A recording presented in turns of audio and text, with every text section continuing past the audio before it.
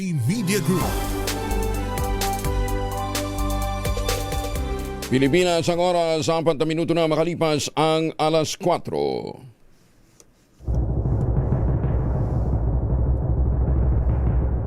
And the Golden Dove for Best Science and Technology Journalist goes to Angelo Palmones, DCRH. Ito na ang 28th KBP Golden Dove Awardee, Best Science and Technology Journalist, si Angelo Palmones sa Magandang Umaga, Pilipinas!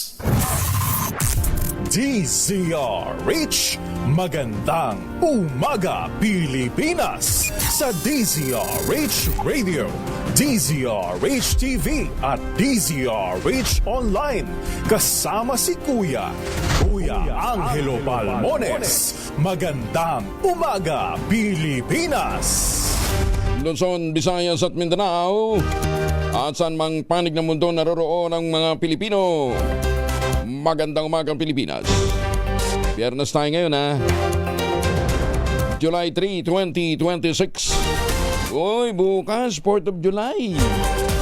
Holiday sa US. Sa ulo ng ating mga balita, kapatiran ng Iglesia ni Cristo tinapos ng 3 araw na rally bilang suporta kay Senator Dante Marcoleta. House Prosecution Panel nananawagan ng dasal para sa impeachment trial ni Vice President Sara. Testimonya ng 8 dating bodyguard ni Saldi Co gagamiting ebidensya laban naman kay dating Speaker Martin Romualdez. Utang ng Pilipinas lumobo pa sa 18.55 trillion pesos nitong Mayo. Pangulong Marcos binati naman si dating First Lady Imelda Marcos sa kanyang 97th birthday. Bagyo sa labas ng Pilipinas, posibleng maging Super Typhoon Inday sa susunod na linggo. Habagat easterlies magpapaulan sa ilang bahagi ng bansa ngayong Biyernes. Bagong balita, bagong impormasyon. Kasama si Kuya Angelo Palmones. Magandang umaga, Pilipinas! Naimbag nabigat ka na kayo amin sa mga suki natin dyan po sa norte. Kasama pa rin natin ang buong radyo natin FM nationwide, ang ating action radio station sa Luzon, Visayas at Mindanao. 91.7 FM radio sa Cebu at 94.3 FM sa Jensan. Long weekend pala ngayon sa US, Sa detalye ng ating mga balita, patuloy na minomonitor ng Pag-asa ang isang bagyo sa labas ng Philippine Area of Responsibility sa silangan ng bansa na posibleng lumakas bilang super typhoon. Magpapalakas ito sa southwest monsoon o habagat sa susunod na linggo. Ayon kay Lian Loreto ng Pag-asa, ang bagyo na may international name na Babi ay nasa higit 3,700 kilometro pa sa silangan ng Eastern Visayas. Posibleng lumakas pa ito habang tumatawid ng Pacific Ocean. Papasok ito ng PAR sa kalagitnaan ng susunod na linggo, tatawagin sa pangalang Inday. Batay sa forecast ng Japan Meteorological Agency, dadaan ang bagyo sa Northern Marianas Island bilang isa ng malakas na typhoon sa Lunes at papasok naman sa teritoryo ng Pilipinas sa Miyerkules o Huwebes. Sa ngayon, hindi nakikita ng Pag-asa ang no landfall scenario, ngunit mataas ang tsansa ng uncertainty o kawalan ng katiyakan. Sinabi ni Loreto na bagamat hindi inaasang tatama sa lupa, posibleng magdala naman ito ng malalakas na pag-ulan dahil sa habagat. Dahil dito inaasahan ang mga pag-ulan sa kalurang bahagi ng Pilipinas mula kalagitnaan ng susunod na linggo hanggang sa weekend. Asahan naman ang maulap na kalangitan na may mga pag-ulan sa ilang bahagi ng bansa ngayong Biyernes, epekto ng habagat at easterlies. Ayon kay John Manalo ng Pag-asa, ang habagat ang magpapaulan sa Palawan, Occidental Mindoro, Antique, Panay Island, Zamboanga Peninsula, Tawi-Tawi at Basilan. Ang easterlies naman o mainit na hangin mula sa Pacific Ocean ang makakaapekto sa lalawigan ng Quezon, Bicol Region, Eastern Visayas at Caraga Region sa Mindanao. Sinabi ni Manalo na mababa ang tsansa ng mga pag-ulan sa Visayas at Mindanao ngayong araw, kaya asahan ang maalinsang ang lagay ng panahon. Narito naman ang forecast temperature sa ilang pangunahing lungsod at mga lugar sa bansa ngayong Biyernes. Ang Lawag, Ilocos Norte, naku, medyo maalinsangan ha, 26 to 32. Malamig pa rin sa Baguio, 17 to 25 degrees Celsius. Ang Metro Manila, maalinsangan ulit, 25 degrees to 32 degrees Celsius. Ang Tagaytay, hindi rin kalamigan, 22 degrees Celsius hanggang 31. Tugigaraw, 26 to 36. Legazpi, 24 to 32. Kalayaan Island, 26 to 29. Puerto Princesa, 25 to 31. Igang kayo dara sa Cebu. 26 to 32 degrees Celsius. Iloilo, may ngaga sa Makaturan Tana, 25 to 32 degrees Celsius. Ganon din po sa Tacloban, 25 to 32. Cagayan de Oro, 24 to 32 degrees Celsius. At sa Davao, 25 to 33 degrees Celsius.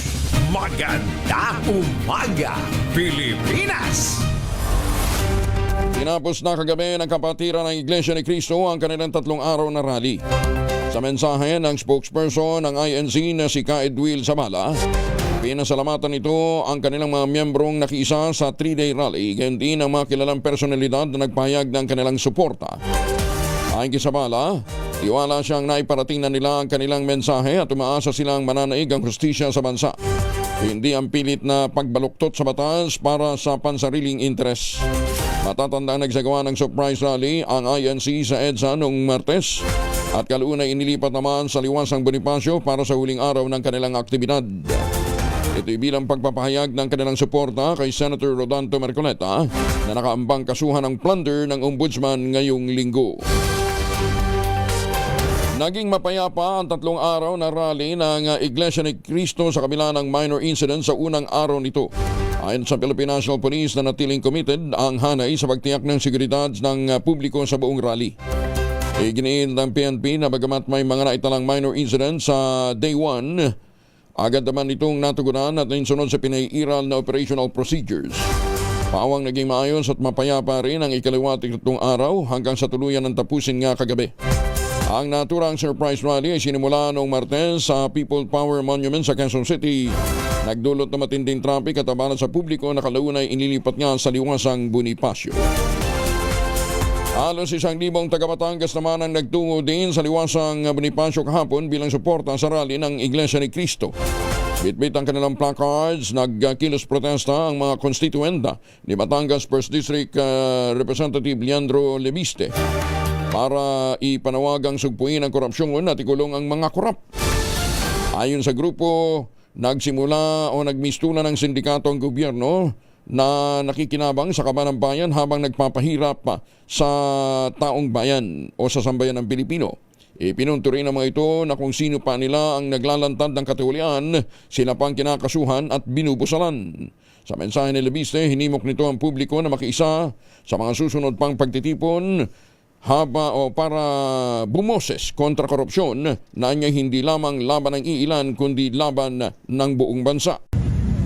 Narito po tayo ngayon sa Liwasang Bonifacio kasama ang mahigit 1,000 mga Batanggenyo mula sa iba't ibang mga pinanggagalingan at baka total po mga 5,000 na ng ating mga kababayan mula sa iba't ibang mga probinsya na nakikiisa sa panawagan ng transparency and accountability for a better democracy, at lahat po ay inaaanyayahan na makiisa sa mga pagtitipon sa mga susunod pang mga araw dahil hindi po lang ito laban ng iilan, ito po ay laban ng lahat ng mga Pilipino.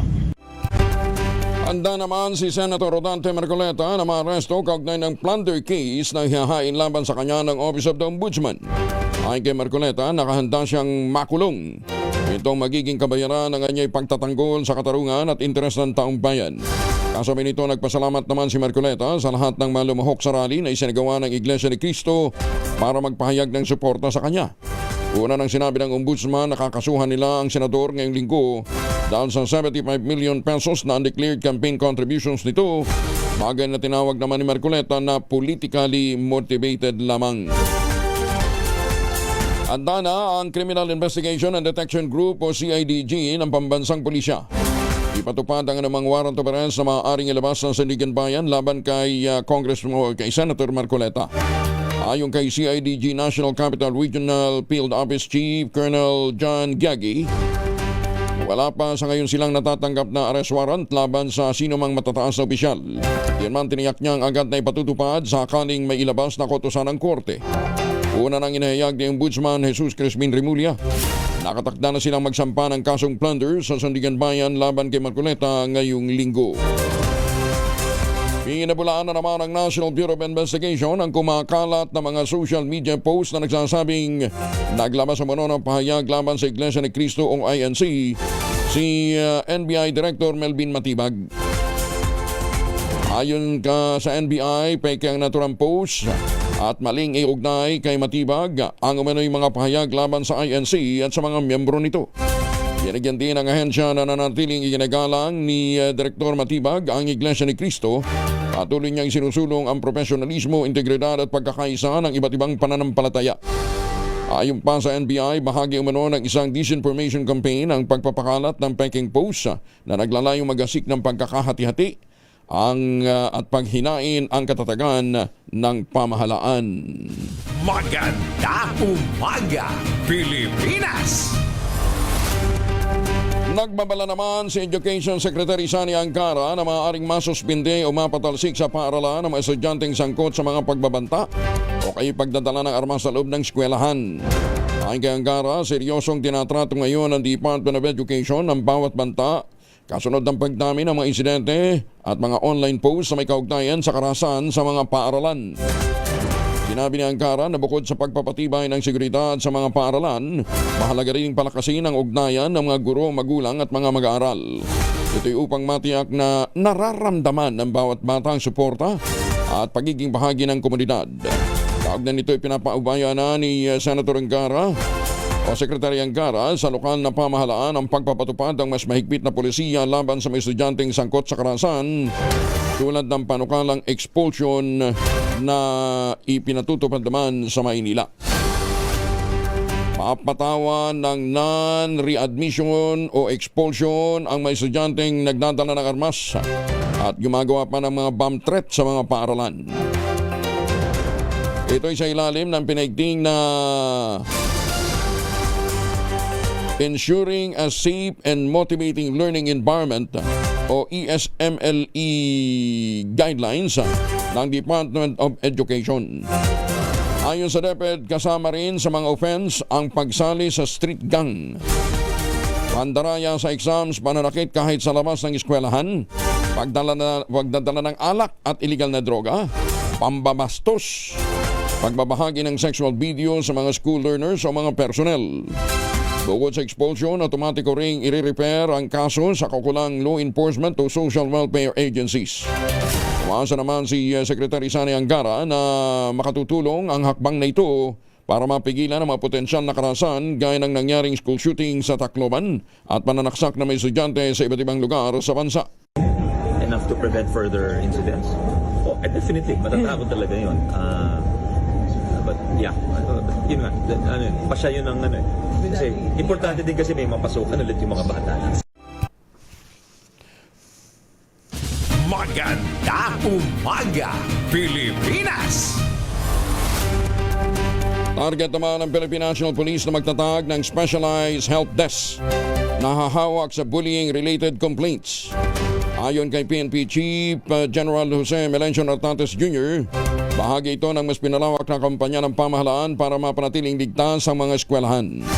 Sinabi ni Nartates na ang ipinapanukalang help desk ay naayon sa pinaiiral ng safety initiatives ng Department of Education gaya ng mandatory school bag inspection policy at pagbubukas ng bagong public school counselor position.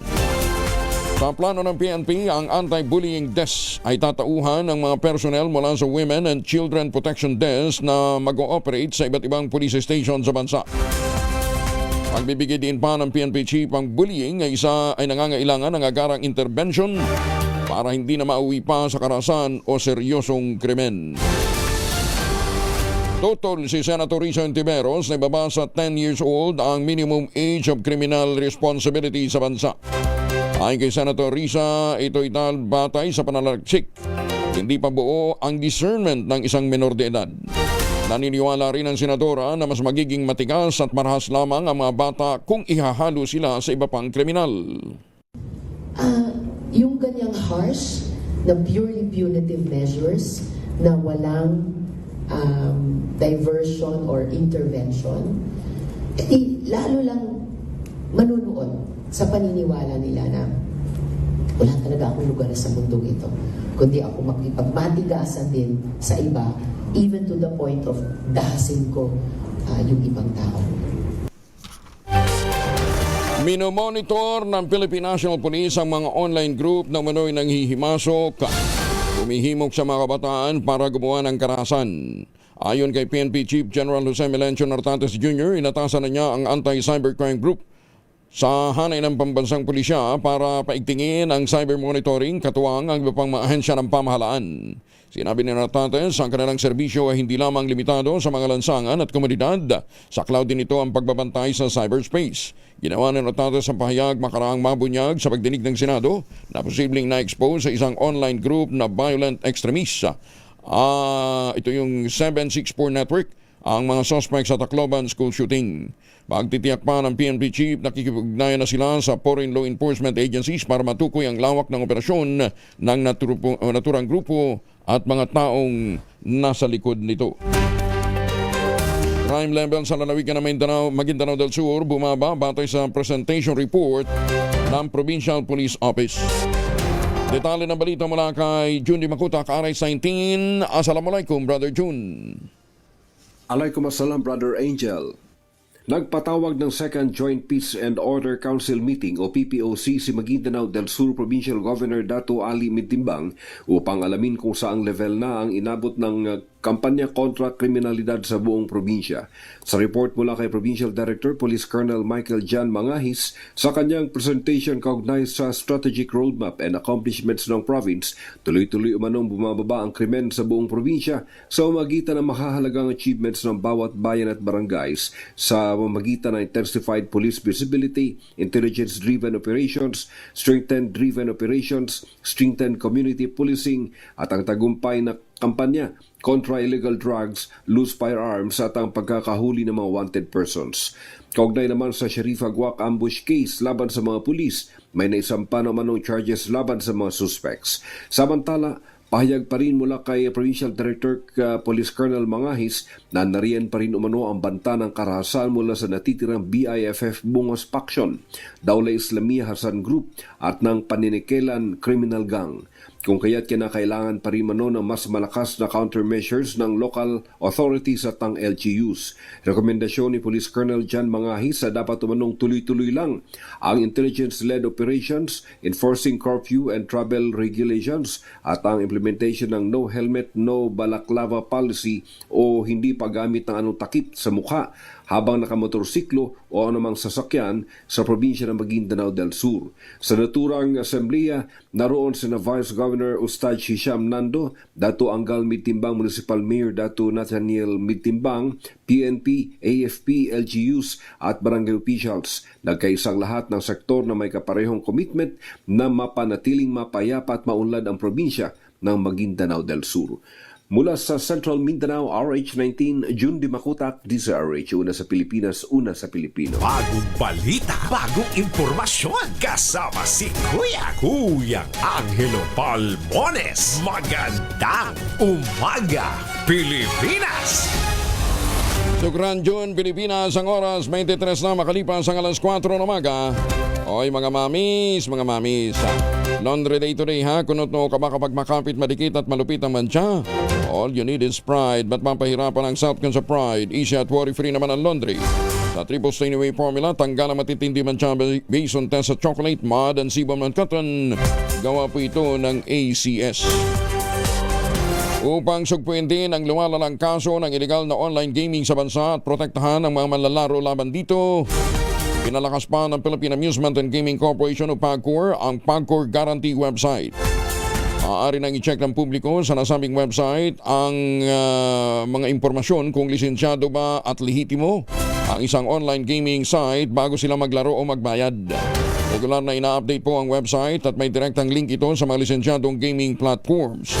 Ayon kay PAGCOR Chairman at CEO Alejandro Tenco, matutulungan ito ang publiko na makaiwas sa mga panlilinlang habang pinoprotektahan ang kanilang karapatan bilang mga manlalaro. Paalala din ni Chairman Tenco, maging mapanuri sa bawat online gaming activity na inyong sasalihan sapagkat dumarami ang mga reklamo hinggil sa may illegal na gaming sites na hindi nagbabayad ng panalo. Pero si Yen Santos, panalo. Napahanga ang mga fans at direktor sa kanyang pagbabalik arte. Yan ang ibabalita sa atin ni Morley Alinio. Morley, good morning! Gising na ang showbiz, rampa na Pilipinas. Good morning, Kuya Angel. Kuya Angel, sa totoo lang, kapag ang artista magaling umarte, mawala man siya ng kung ilang dekada, buwan o taon, kapag bumalik siya, kapansin-pansin pa rin yung galing niya sa pag-arte. At ito ay pinatunayan ng aktres na si Yen Santos. Matagal-tagal din hindi natin napapanood itong si Yen Santos na kung saan ay mga buwan o taon na rin siyang nawala. Pero ngayon nagbalik siya sa pag-arte ay talaga naman marami pa rin mga fans at direktor na humahanga sa kanya. Siya ipinakita niyang galing dito sa vertical drama ng I Want the Home of Filipino Fields na Twist of Fate na napanood ay marami ang napahanga sa naturang aktres. Maging ang direktor na si Andoy Ranay ay talagang pumalakpak sa galing ng naturang dalaga kung paano ito umarte. Nakasama ni Yen Santos, sina Rafael Rosel, Tony Trabusca at Angelica Lau. Napawang magagaling din. Pero umangat ang husay ni Yen Santos at napakita niya ang husay niya bilang isang artista. At dahil dito, sunod-sunod na naman ang proyektong gagawin ni Yen Santos. Yan ang ating DZRH Showbiz Status News. Ako po ang inyong RH47, Morley Alinio para sa DZRH. Una sa Pilipinas, una sa Pilipino. Babu! Maraming salamat, Morley! Sari-sari store owner na ginang arestado naman sa bypass operation. Ito po sa Basista, Pangasinan. Detalye na balita mula kay Freddy Fajardo mula sa Aris 38. Masantos siya kabasani siya kamin sa ating mga kababayan dyan sa Pangasinan, Freddy. Masantos siya kabusan, Kuyang Angel. Umaabot sa 850,000 pesos na halaga ng Cebu na kumpiska sa isang sari-sari store owner mula sa Cavite sa kinasang bypass operation sa Basista, Pangasinan.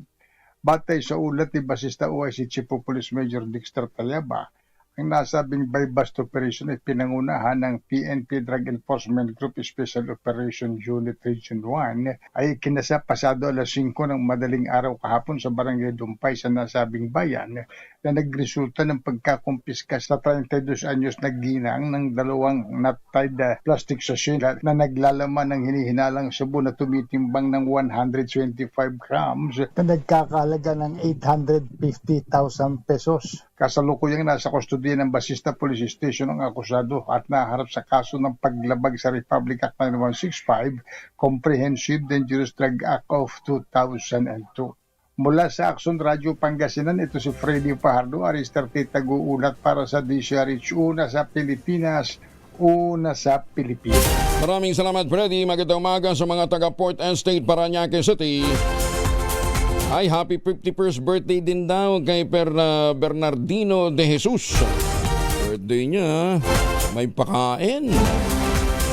Nagwagi ang SM Group ng 24 awards sa larangan ng corporate governance mula sa Hong Kong-based publication na Corporate Governance Asia. Pinangunahan ng SM Investment Group ang pagtanggap ng award matapos itong makakuha ng 8 parangal, kabilang ang Sustainable Asia Award, Asia's Best CSR, Best Corporate Communications at Best in Investor Relations. Siyam na parangal naman ang natanggap ng Banco de Oro Unibank, habang 7 pagkilala ang napunta sa SM Prime Holdings. Ayon sa SM Group na sumasalamin ang mga parangal na ito sa patuloy na pagpapatibay ng kumpanya sa corporate governance, sustainability, investor relations at pamumuno sa gitna ng hamon sa ekonomiya. Taunang nagbibigay ng pagkilala ang Corporate Governance Asia sa mga kumpanya sa buong Asia na nagpapakita ng kahusayan sa corporate governance, sustainability at mahusay na pamumuno. Mas pinaigting pa ng Bureau of Customs Davao ang hakbang nito para maisulong at mapangalagaan ang kalusugan at well-being ng kanilang mga tauhan. Ito ay sa pamamagitan ng pag-alok ng libreng Gardasil 9 vaccine para sa mga kawani ng Bureau of Customs.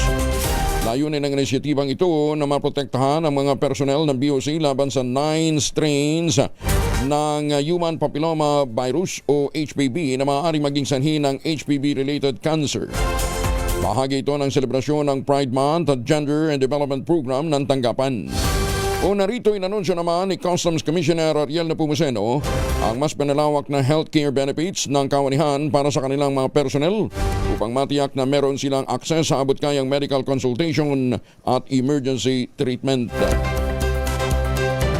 Mas pinalakas ng Department of Agriculture ang kakayahan ng bansa na tiyakin ang seguridad sa pagkain sa pamamagitan ng pagbubukas ng National Seed Reserve Facility, isang sentralisadong imbakan na dinisenyo para mapanatiling mataas ang kalidad ng mga binhi at matiyak ang sapat na supply ng mga planting material sa mga lugar ng produksyon ng pananim at rehabilitasyon pagkatapos ng mga dumadaang kalamidad.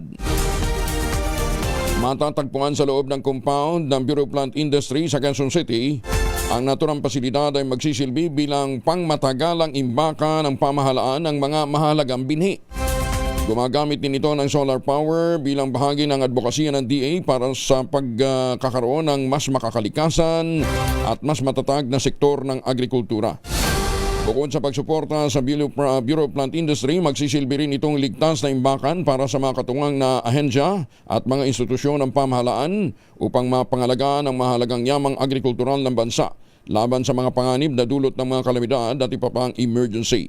Ayon kay Agriculture Secretary Francisco Chilorol Jr., mahalagang pamumuhunan ang sa naturang pasilidad dahil ito isang strategy ng Pilipinas para sa food security, lalo na't mas madalas at mas matindi na ang panganib na dulot ng pagbabago ng klima. Sinabi ni Secretary Laurel na sa ganitong paraan mas mabilis nating matutulungan ang mga magsasaka na makapagtanim uli, maibalik agad ang produksyon ng pagkain at mapatatag ang sektor ng agrikultura. Ganon din, ang pasilidad na ito ay magsisiguro na hindi masasakripisyo ang seguridad sa pagkain kahit na sa pinakamahirap na sitwasyon. Magandang umaga, Pilipinas! Mga misis, sa may araw si Mr. Pag-uwi galing ng trabaho, abay dahil sa germs sa katawan nila. Para labanan ang amoy araw at amoy pawis, gumamit ng Shield Bath Soap regularly. Unbeatable and sealed sa paglaban sa germs versus another brand by Shea Butter. Pampalambot na kuti sa presyong abot kaya 12.50 SRP. Kaya naman recommended ito ng Philippine Nurses Association. Kaya mga misis ay challenge you, subukan ng Shield Bath Soap. Galit sa sakit, may malasakit. Sulit na sulit. Top priority dog personality arestado sa Davao City. Merong 7.7 million pesos na laga ng shabu ang nasamsam. Detalye ng balita mula sa Action Radio Davao mula kay June Suter. May buntag ni mo, June. Mayong buntag usab, Kuyang Angel, arestado ang isang top priority illegal drug personality at ang kanyang kasabwat matapos ang matagumpay na bypass operation na ikinasa ng Davao Police Office o DCPO sa Purok 10 Dasbin, New Town, Barangay Bagu, Galera, Davao City, alas 3:04 ng hapon, Hulyo 1, 2026. Kinilala ng mga otoridad ang pangunahing target sa alias na Brad sa isagawang operasyon na kumpiska ang hinihinalang shabu na may tinatayang standard drug price na 7,723,440 pesos. Bukod pa sa iba pang ebidensya, may kaugnayan sa operasyon. Pinangunahan ang bypass operasyon na matauhan ng Balyok Police Station sa ilalim ng pamumuno ni Police Major Harold Untalan, katuwang ang 2nd City Mobile Force Company at City Intelligence Unit. Pinuri naman ni DCPO City Director Police Colonel Peter Bauzon Madria ang mga operatiba na sagawa ng operasyon. Ayon sa kanya, mananatiling maigting ang kampanya ng DCPO laban sa iligal na droga sa pamamagitan ng intelligence-driven operations at paipagtulungan ng komunidad upang mapanatili ang kapayapaan at kayusan sa Davao City. Kasalukuyan na sa kustodiya ng kapulisan ng dalawang suspek habang inihanda ng kaukulang kaso laban sa kanila. Ito si June Suter para sa DZRH. Una sa Pilipinas, una sa Pilipino. Dagan salamat, June Suter. Search warrant operation naman sa Santa Cruz, Zambales. Yung naaresto, nakumpiskahan pa ng illegal drug sa kanilang bahay. Detalye na balita mula kay Danny Kumilang, RH37. Danny, good morning. nasamsam ng Santa Cruz Municipal Police Station ang tinatayang 23.76 gramo ng hininalang shabu na nagkakalaga ito ng 161,568 pesos habang naaresto ang isang drug personality sa isinagawang search warrant operation sa Santa Cruz, Zambales umaga kahapon ng Hulyo 2, 2026. Na-recover din sa operasyon ang iba't ibang drug paraphernalia. Agad na dinala sa kustodiya ng Santa Cruz Municipal Police Station ang suspect at sasampa ng kaso paglabag sa Republic Act 9165 o ang Comprehensive Dangerous Drug Act of 2002. Ayon kay Colonel Benjamin Ariola, Provincial Director ng Zambales PPO, magpapatuloy ang pinaigting na kampanya ng pulisya laban sa illegal na droga upang maprotektahan ang komunidad mula sa masamang epekto nito. Dani Kumilang, RH37, DCRH, una sa Pilipinas, una sa Pilipino. Maraming salamat, Danny. May pabakikayungan sa mga suki natin dyan po naman sa Pampanga. Hi, Ma'am Evan lang sa Las Vegas. Good morning. Magandang umaga din po sa mga taga Hayward, California. Alam ba ninyong naghain ng kaso ang administrasyon ni US President Donald Trump laban sa California at Virginia? Kaugnay ng bago nilang batas na nagmabawal sa pagbebenta ng semi-automatic firearms. Ayon sa Trump administration, ang ilang probisyon ng naturang batas ay labag sa konstitusyon ng Estados Unidos, sumasalungat sa federal law kaugnay ng karapatan ng mga mamamayan na magmay-ari at magdala ng barel. Dumipensa naman ang California at Virginia at iginit na layunin lamang ng hakbang palakasin ang pagbabantay sa kaligtasan ng publiko at mabawasan ang karahasan na may kaugnayan sa paggamit ng baril. Inaasahang didinggin ng korte ang mga argumento na magkabilang panig sa mga susunod na buwan. 2 bilang ng kaso ng kidnapping at homicide isinampa naman sa 3 suspect sa pagpatay sa dating Vice Mayor ng Abuyog, Leyte at sa anak nito. Detalye ng balita mula kay Jimmy Angay-Angay, Aris 32, maupay nga agad Jimmy. Formal nang isinampang 2 bilang ng kasong kidnapping with homicide laban sa 3 suspect na tinuturong responsable sa pagpatay kina dati Abuyog Leyte Vice Mayor James Bohol at sa anak nitong si James Carlo Bohol. Kinilala lamang mga suspect na sina alias Kim, Reniel at Mark. Naresto ang mga ito sa sinagawang law enforcement operation sa Pasay City, Metro Manila noong Hunyo at 30. Ayon kay Police Lieutenant Karen Ala Luisa Centino, legal officer ng Leyte Police Provincial Office, lumabas sa investigasyon. Nagtamo ng 3 saksak sa kaliwang dibdib si James Bohol habang ang anak naman nagtamo ng 6 na saksak sa kanang dibdib. Samantala, sinabi ni Police Colonel Celerino Sacro Jr., Provincial Director ng Leyte Police Provincial Office, nagpapatuloy ang investigasyon upang matukoy ang tunay na motibo ng krimen. Patuloy rin ang legal na proseso habang inihanda ang iba pang ebidensya para sa kaso. Mula dito sa DYVL Action Radio Tacloban, ito si R32 Jimmy Angay-Angay para sa DZRH. Una sa Pilipinas, una sa Pilipinas. Dagang salamat Jimmy. Pilipinas ang oras 37 na. Makalipas ang alas 4. Naniniwala naman ang civic leader na si Teresita Angsi na ilang dismiss at mga aktibong miyembro ng pulisya at militar ang sangkot sa kidnap o ransom activities ngayon sa bansa. Inilutang ni Angsi, founder ng Movement for the Restoration of Peace and Order, may mga dati at aktibong pulis at sundalo ang nagtatrabahong bodyguards ng mga operator ng Philippine Offshore Gaming Operation sa Umbogo. Pero nung iban-an niya ng Pangulong Bongbong Marcos ang pogo sa bansa, kidnap o ransom naman ang pinagkakitaan ng mga ito. Binanggit pa ni Tessie Angsi ang kaso ng Southern Luzon kung saan isang dayuhan ang dinukot ng 2 dismiss officers at isang aktibong pulis kapalit ng malaking halaga ng pera. Gitma ng civic leader nitong Martes lamang, nakonbit naman ang 3 dating sundalo kaugnay ng kasong kidnapping sa isang 78 anyos na negosyante. 11 dating rebelde at dating miyembro ng NPA sa Northern Samar tumanggap ng tulong mula sa national government sa pamamagitan ng programang Enhanced Comprehensive Social Integration Program. Detalye ng balita mula kay Jane Galit Bantayan, RH34, may buntag ni mo Jane. 11 na peace builders o former rebels, ito yung mga dating UP People's Army na nagbalik pamalaan mga lalawigan ng Northern Samar ang nakatanggap ng tulong mula sa pamalaan. Binubuo ito ng Batch 6 at Batch 8 ng nasabing mga former rebels. Bawat isa tumanggap kahapon ng livelihood at immediate assistance halagang 65,000 pesos. Sa ilalim ito ng programang tinatawag na Enhanced Comprehensive Local Integration Program o ICLIP ng national government. Ang livelihood assistance na 50,000 pesos at immediate assistance na nagkakalaga ng 50,000 pesos sa bawat isa ay para ito sa kanilang reintegration sa kanilang pagbabalik komunidad. Ngayong araw, dalawa pang set ng peace builders o mga former rebels ang nakatakdang tumanggap ng kaparihong halaga kasabay ng nakatakdang ceremonial declaration ngayong araw ng pagiging stable internal peace and security conditions ng buong 1st District towns ng Northern Samar na nakatakdang gawin sa ibabaw hall na Kapitulyo. Naroon kahapon sa pamamahagi ng ayuda si Northern Samar Governor Harrison Chuan. Sa isang mensahe, hinimok nito ni Governor Chuan ang mga peace builders o mga former rebels na maging inspirasyon sa pagpipili ng kapayapaan. Ang turnover ng assistance ay pinangunahan kahapon ng DILG, Provincial Director Geraldine Makilabit, kasama si Governor Harrison Chuan, 8th Author Brigade Commander Brigadier General Carmelito Pangatungan, at Provincial Social Welfare and Development Officer Jenny Darish.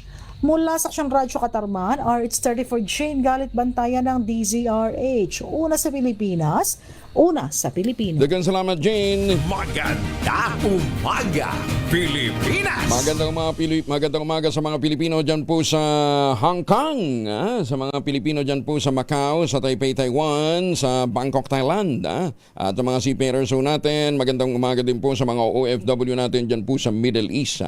Kung kayo ay pabalik na ng Pilipinas, huwag nang magpasalubong ng imported na tsokolate. Meron po tayong tangerine chocolate. Yan po ay 100% gawang Pinoy. Sa tulong nga po ni Dr. Helen Tan, yung pong mga planting material ng kakao galing Davao, hinakot po yan para maitanim dyan po sa lalawigan ng Quezon. Kaya ngayon ay nagpuproduce na ho sila ng dekalidad na cacao beans, pinoprocess para maging tangerine chocolate. Available yan sa 0919-095-5935. May mahigit 10 variants po ang tangerine chocolate. Ang mga raw material niyan galing din po sa ani ng ating mga magsasaka. Tangerine chocolate 100% gawang lokal, but taste and looks global, tinulungan ito ng DTI at ng DUST. Tangerine chocolate 100% gawang atin, pakiusap ni Dr. Helen Tan, sana naman po'y ating tangkilikin. Sino nga naman daw magmamalasakit sa Pilipino kundi ang kapwa Pilipino, kaya kung sa bawat pagbili natin ng tangerine chocolate, pinalalakas natin ang loob ng ating mga magsasaka. Pinalalakas natin ang ating lokal na ekonomiya. Tangerine chocolate 100% gawang Pinoy. Maganda umaga, Pilipinas! Mamigay na muna tayo ng pera. Tumutok sa DZRH at manalo ng isang 1,000 pesos sa Malacash promo kasama ang Charm Popcorn Purple Eternity. Ni Sherwin Alvaro kasama ang Charm Popcorn Purple Eternity ay nandyan sa Barangay Poblasyon, Makati City. Layo ha? Ayan So sa mga taga-Barangay Poblasyon, Makati City, lakasan nyo na inyong radyo, telebisyon. May nag-iikot dyan na pogi, mamimigay ng pera at regalo. Ready na ba kayong tandaan ang ating word of the day para manalo ka ng DZRH Mini Component? Eto na! At ang ating word of the day ay sagacious. Sagacious. Sa Tagalog daw po ay matalino, sa Ilocano nasirib, at sa Cebuano maalamon. Ang ating word of the day ay sagacious. Maganda umaga, Pilipinas! Para mga taga Kidapawan City, maalam, matalino. Alam na alam ang problema dyan po sa mga pagbaha. Dulot po ng pagkakalbo ng Mount Apo. Nagsagawa ng Mass for Truth o misa para sa katotohanan ng ilang miyembro ng simbahan bilang suporta sa House Impeachment Prosecution Team ilang araw bago ang nakatakdang pagsisimula ng impeachment trial laban kay Vice President Sara Duterte sa Lunes, July 6. Idinaos ang misa alas 9 ng umaga sa Chapel of Nativity of the Immaculate Conception Cathedral sa Cubao, Quezon City. Pinangunahan ito ng Clergy for Good Governance bilang pagpapakita ng pakikisa sa prosecution team sa pangunguna ni Batangas Congresswoman Gerbil Jinky Luistro at sa mga kasama nito. Sa nasabing misa nanawagan si Father Bong Sarabia at Monsignor Mel David ng Parañaque sa sa House Impeachment Prosecution Team na ilantad ang katotohanan sa trial ni Vice President Sara. Sa kanyang homily, sinabi ni Monsignor David na mahalagang pagkakataon ng impeachment trial upang manaig ang katotohanan at pananagutan sa bansa. Inimok nito ang mga prosecutor na gampanan ang kanilang tungkulin ng magtapang, karunungan at katapatan sa katotohanan sa gamay ng Diyos at ng banal na Espiritu. Inilarawan din ni Monsignor David ang paglilitis sa July 6 bilang sandali ng pambansang pagtutuos, habang ang tungkulin ng mga taga-usig o prosecution team ay higit pa sa argumento sa hukuman.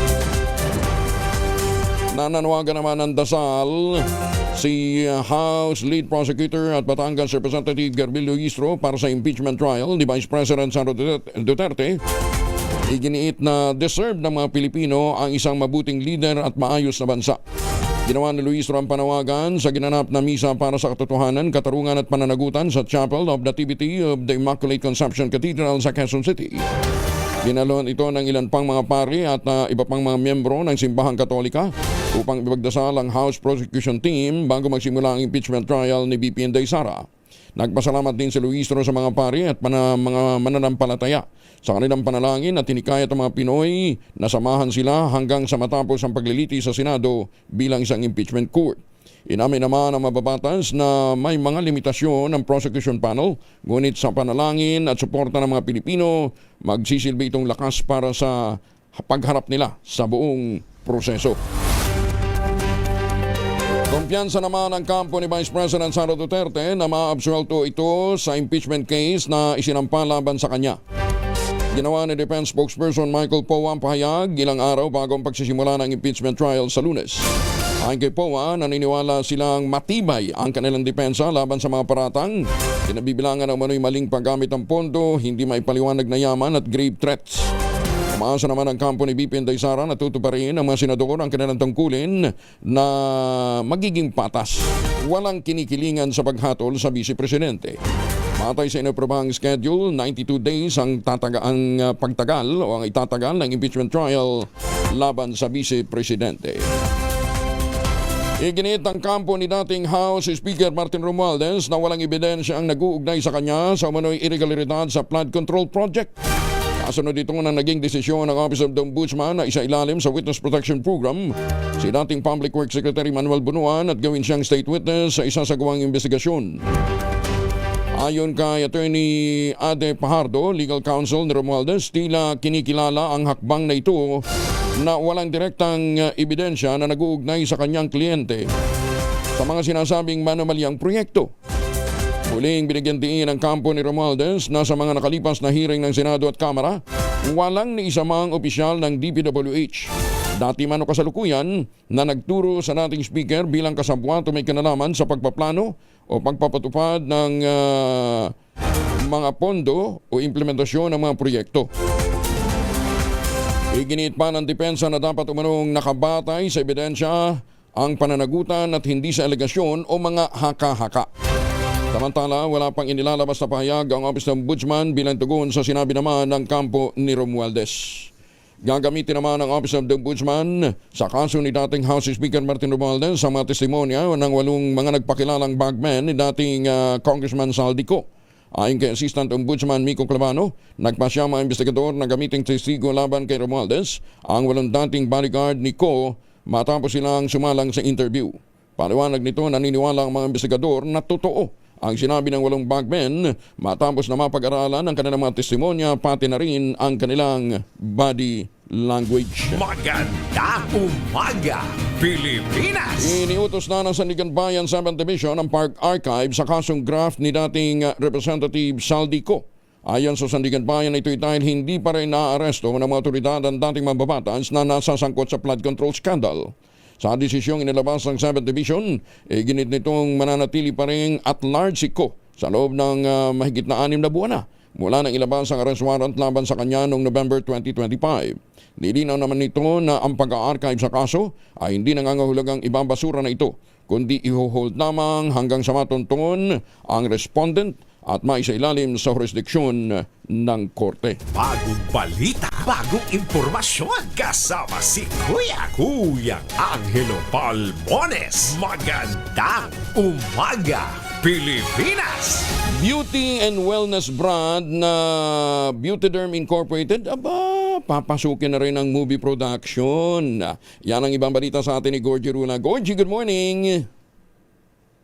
Mukhang papasukin na rin ng Beautyderm Incorporated ang movie production. Isa ito sa napag-usapan namin ng CEO ng naturang kumpanya na si Miss Ray Anicochetan noong nakaraang linggo sa launch ng mag-asawang Bulacan Vice Governor Alex Castro at Sunshine Garcia sa bagong line of perfume na Alex at Sunshine. Sabi ni Miss Ray, pinag-uusapan naman daw nila ng mga endorsers niya ang posibilidad na pelikulang gagawin nila. Ang iniisip lang daw niya ay marami siyang mga endorsers na alaga niya at close talaga sa kanya, kaya tsak na magiging star-studded ito kapag matuloy.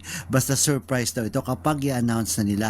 Matutuloy daw bago matapos ang taong ito bilang bahagi ng kanilang 70th anniversary celebration.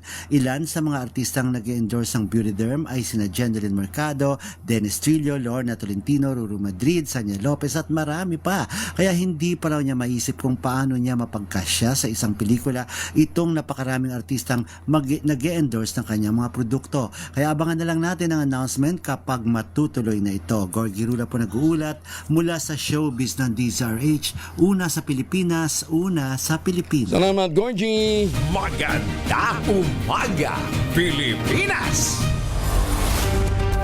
Alas 4:50 ang oras sa buong kapuluan, umapila naman si Senator Bongo, maligtingin pa ang safety measures sa mga paaralan. Kasunod dito ng sunod-sunod na insidente ng karahasan sa mga eskwelahan sa iba't ibang panig ng kapuluan. Ayon kay Senator Go, kailangang mas mararamdaman ang presensya ng mga law enforcement agency, gawing mas accessible ang mental health support para sa mga estudyante. Iginit ng Senador, sa ngayon, meron lamang 4,069 licensed guidance counselors sa buong bansa. Napakababa kaysa sa kinakailangang 47,000 para mapantayan ang ideal ratio. Binanggit din ng Senador ang anyay krisis na kinakaharap ng bansa dahil sa kakulangan ng mental health professionals, lalo na ngayong meron lamang 50 child psychiatrists ang Pilipinas. Ganun kakonti. Department of Energy at Philippine Air Force sinutukan naman ang modernisasyon ng power infrastructures.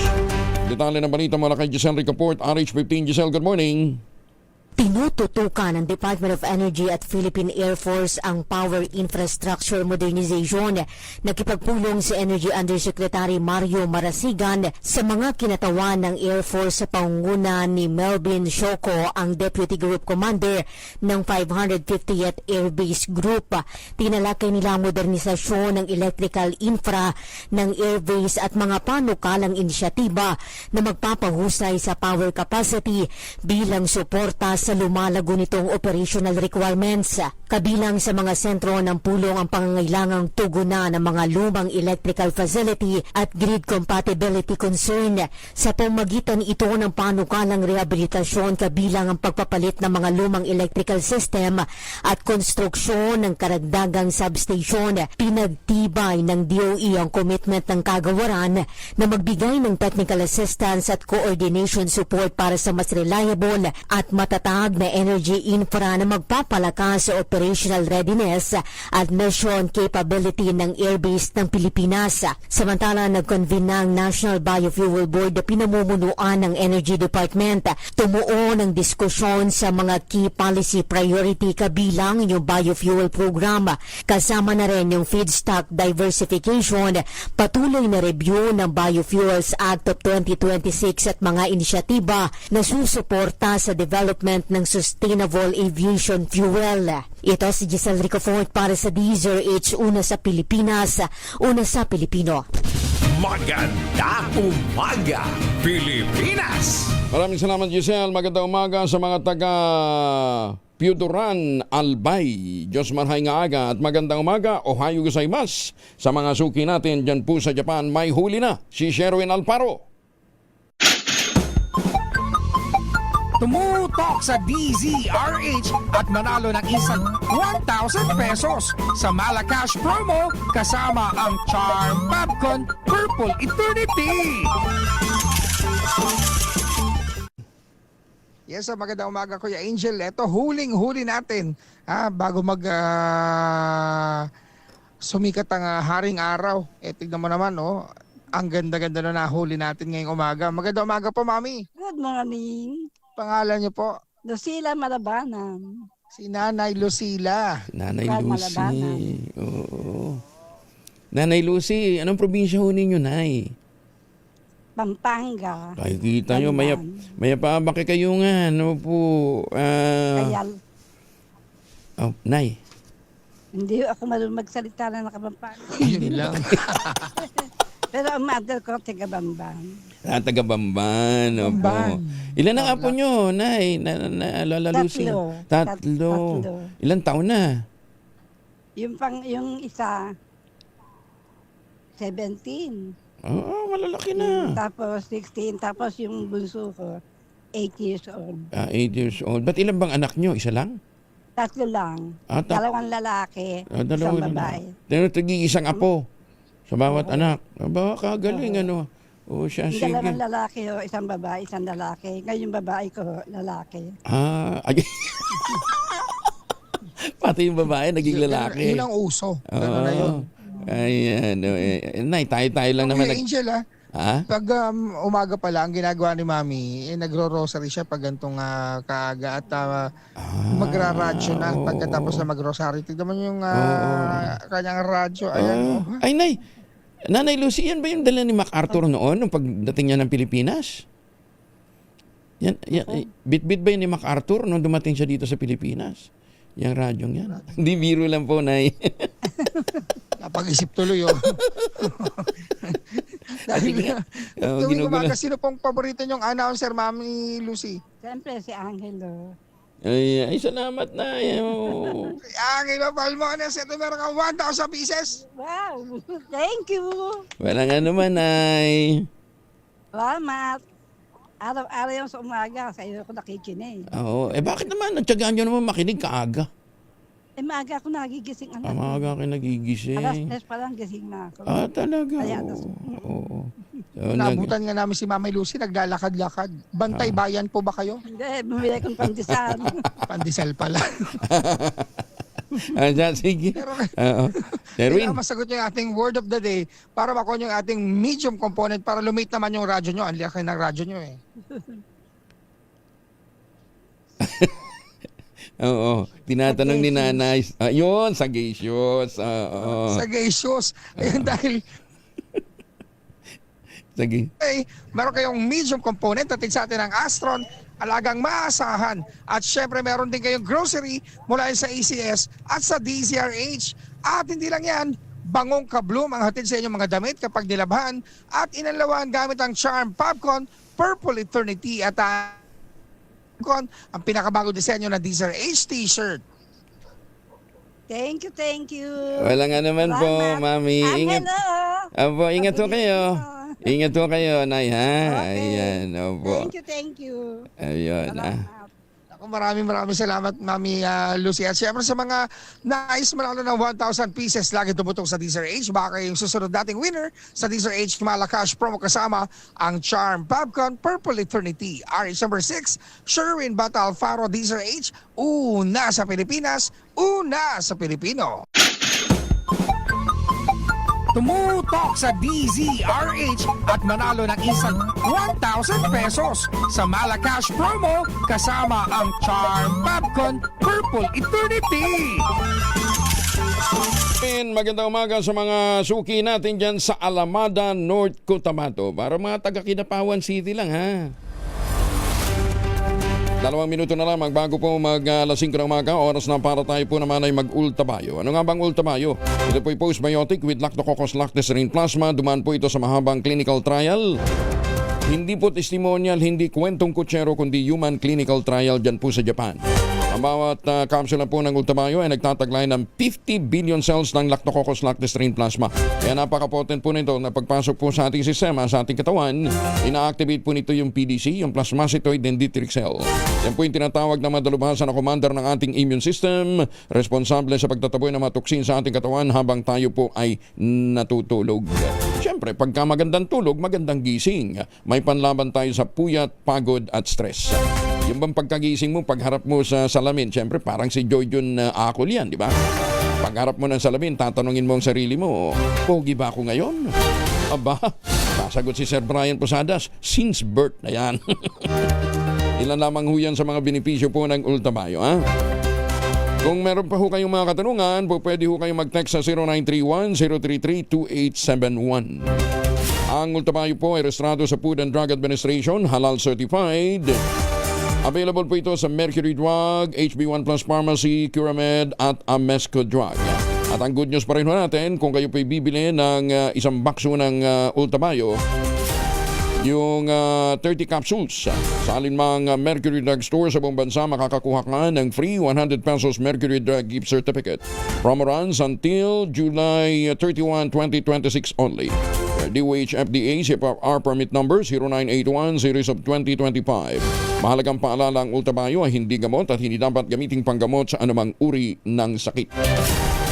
Huwag kayong bibitaw dahil mamaya pag-uusapan natin yun nga pong tamang pag-inom ho ng gamot na kasi marami sa atin sinasabay-sabay pagka uminom ng gamot para bang ulam na isang subo lang yun na meron palang mga side effects yan. Pero ngayon po ay naka-red alert ang Washington. Bakit sila naka-red alert? Akala ko ba maayos ng usapan doon? Alamin muna natin ang latest mula po kay Joyjon Acol mula sa Washington. Joyjon, good morning. Magandang umaga, Kuya Angel, mga kababayan.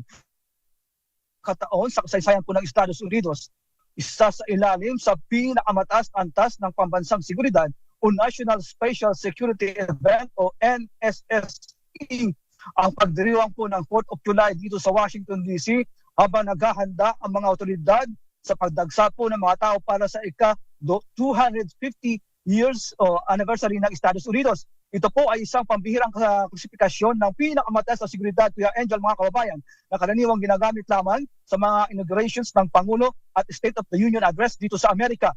Ang U.S. Secret Service ang manguna sa pagbabantay, kasama po ang Federal Emergency Management Agency o FEMA, kasama po dyan ang Federal Bureau of Investigations o FBI at mga lokal na otoridad. Magtutulungan sila sa pamamahala ng crowd evacuation, airport-style security checkpoints, at pag-monitor gamit ang mga espesyal na drones at background checks. Bagamat walang tiyak o direktang banta sa credible threats para sa 4th of July, Kuya Angel, itinaas ang antas ng seguridad dahil sa nagdaang assassination attempts sa mga opisyalis na harang na drone plots sa iba pang malalaking kaganapan at ang posibilidad ng lone actor attacks. Dahil sa taong ito ay ang ika-250 anibersaryo ng Amerika, inaasahan ang pinakamalaking pagdiriwang sa kasaysayan po na tinatawag na Freedom 250. Ang buong District of Columbia ay magkakaroon ng no-fly zone sa mga drones at kahit na anong klaseng sasakyang panghimpapawid. Ang Secret Service ay magtatalaga ng mga espesyal na counter-drones teams upang pabagsakin ang anumang drones na lalabag sa airspace ng Washington DC. Walang mga flights na papayagang lumapag o lilipad mula sa Ronald Reagan Washington National Airport simula ng tanghali, Hulyo 4 hanggang matapos ang programa ngayong darating na Sabado. Isasara ang pinakamalaking bahagi ng Potomac River at Anacostia River sa mga pribado at komersyal na bangka bago at habang ginagawa ang fireworks display at military flyovers. Ang Salute to America na tinatawag fireworks ang inaasahang magiging pinakamalaki at pinakamatagal sa kasaysayan. Dahil sa dami po ng aktibidad dito sa amin sa Washington DC, Kuya Angel, hanggang sa mga oras dito, ang mismong fireworks ay magsisimula ng mas huli at ito po ay gaganapin ng alas 10:30 ng gabi kumpara sa nakasanayan pong alas 9 ng gabi. Ang 4th of July, Kuya Angel, ay Philippine-American Friendship Day din po at ito po ay 80 years nang sineselebrate ng Amerika at ng Pilipinas. Kuya Angel. Kaya lang nasa Canada ang Pangulo hindi ba siya siswing dyan? Hindi ba siya modalikyat kanali? Walang plano? Walang schedule? Walang binabanggit. Walang plano. At saka pag pupunta man siya dito, dapat nandito sa araw na ito, dapat nandito na siya. Kasi no-fly zone ang Washington DC. Okay. Dapat pumunta na siya dito sa amin sa Washington DC. Kasi no-fly zone na mamayang madaling araw ay malamang na limitado na ang paglipad ng mga eroplano papasok at palabas dito sa amin sa Washington DC. John, maraming salamat. Ingat dyan. Good luck. Balik sa iyo, Kuya Angel, at maraming salamat. Maraming salamat. Si John Acol live mula po sa Washington. Maganda umaga, Pilipinas! Noel Sikat dyan sa Alberta, good morning. Kumusta ang presidente dyan? At magandang umaga din po sa mga Pilipino dyan po sa Taiwan. Maganda umaga, Pilipinas! Noong pong Martes, pinag-usapan nga natin kasama si Sir Brian Posadas yung pong pagsasabay-sabay ng pag-inom natin ng gamot. Yung iba pala naapektuhan ang efficacy ng isang gamot pagka pinagsasabay-sabay. Minsan baka magdulot pa ng side effect. So, ang dami nagtatanong, ano ang tamang ano yung mga dapat na pinaghihiwa-hiwalay? Sir Brian, good morning. Good morning, Kong Angel, at good morning sa mga tagapakinig at nanonood sa atin sa Magandang Umaga, Pilipinas. Okay, number 1 muna. Pag uminom ka ng gamot, tama ba na sabayan mo ito, gamitin mo malamig o mainit na tubig? Generally, walang problema. Wala namang major issue kung malamig or mainit yung tubig. Except that, of course, ang recommendation ko more on tap water or cold water, kasi pag mainit din naman, baka mas mahirapan naman tayo malunok siya, di ba? No? And again, heat kasi can speed up yung pag-tunaw at pag-absorb. No? So that's the reason why mas generally recommended tap water, pero hindi naman yan major major issue, major challenge. Kaya lang iba sinusupplement ang tubig ng juice o kaya ng soft drinks, pwede ba yun? Kasi sabi ng iba naman, baka mag-trigger ng reaction. Posible na yan, no? Kasi ang juice, no, of course, meron niyang sugar na pwedeng magkaroon ng interaction, no, with your medicine and even your soft drinks, no? Ang soft drinks maaaring magkaroon ng interaction with medicine or even coffee, no? Lalo na pagkakape. Coffee kasi is a stimulant by nature, no? It stimulates yung body process natin. Kaya we don't usually recommend that, no? When we drink medicine, we recommend water. Alam mo ba, Kong Angel, even halimbawa di ba may mga gamot na nasa suspension, yung nire-reconstitute, hinahaluan namin ng tubig, no? Hinahaluan natin ng tubig. Merong tamang proseso yon at hindi rin pwedeng ordinaryong tubig yung hinahalo namin doon, no? Kasi kahit yung mineral water, it can potentially have an interaction when you mix it in the suspension. Kaya usually ang ginagamit namin distilled water para plain talaga siya, no? Without any mineral content, because that mineral can potentially have an interaction with the active ingredient natin or even the excipients. Pero kadalasan yung suspension naman sa mga bata yan, di ba? Sa mga bata. Bibihira sa adult so yan. That's why meron tayong ganong process. So ang recommendation ko pagka ganyan, ibigay sa pharmacist, no? Para sila yung mag-reconstitute sa butika. Ganun ba yun? Pwede ba dun? Sila na maghalo?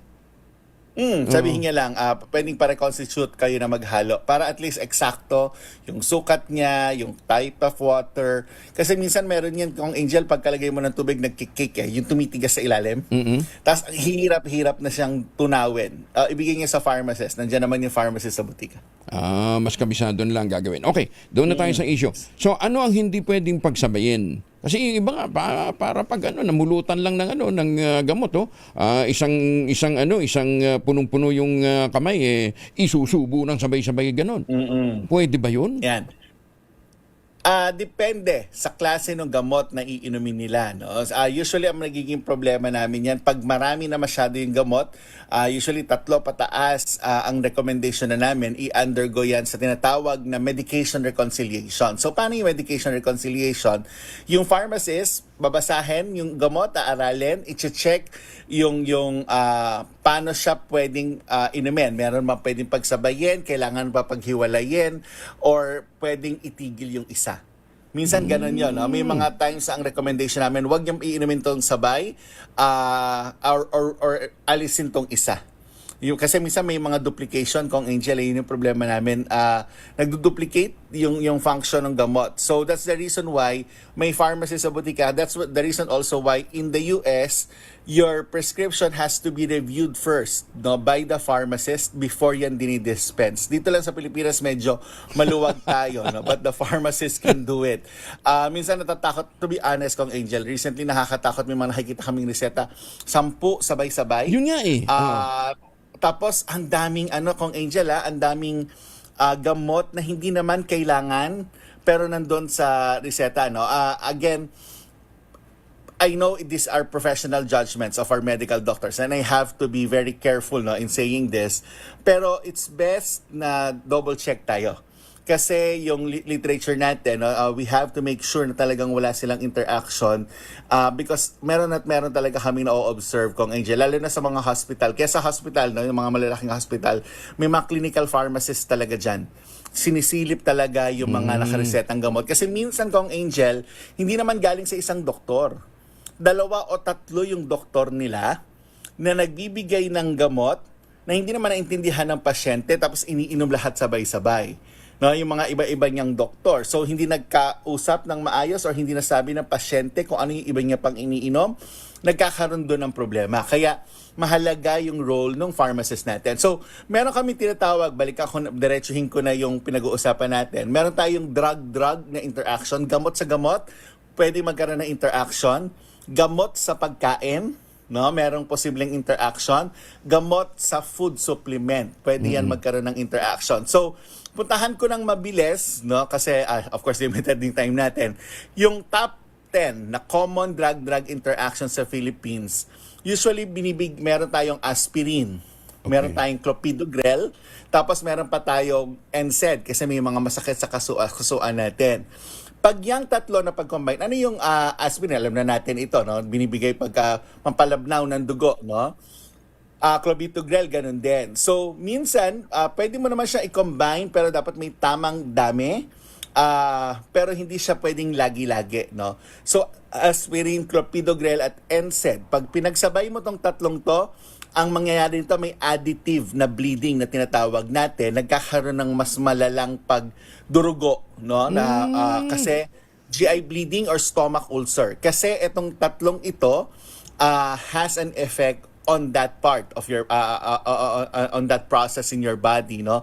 Lumalabnaw masyado yung dugo, hindi na nagkakaroon ng clotting, kaya mas mabilis ang pagdurugo, no? Tapos yung mefenamic mo pa or any NSAIDs, no, like your ibuprofen, diclofenac, it can cause ulceration kapag lalo na pag walang laman ng tiyan.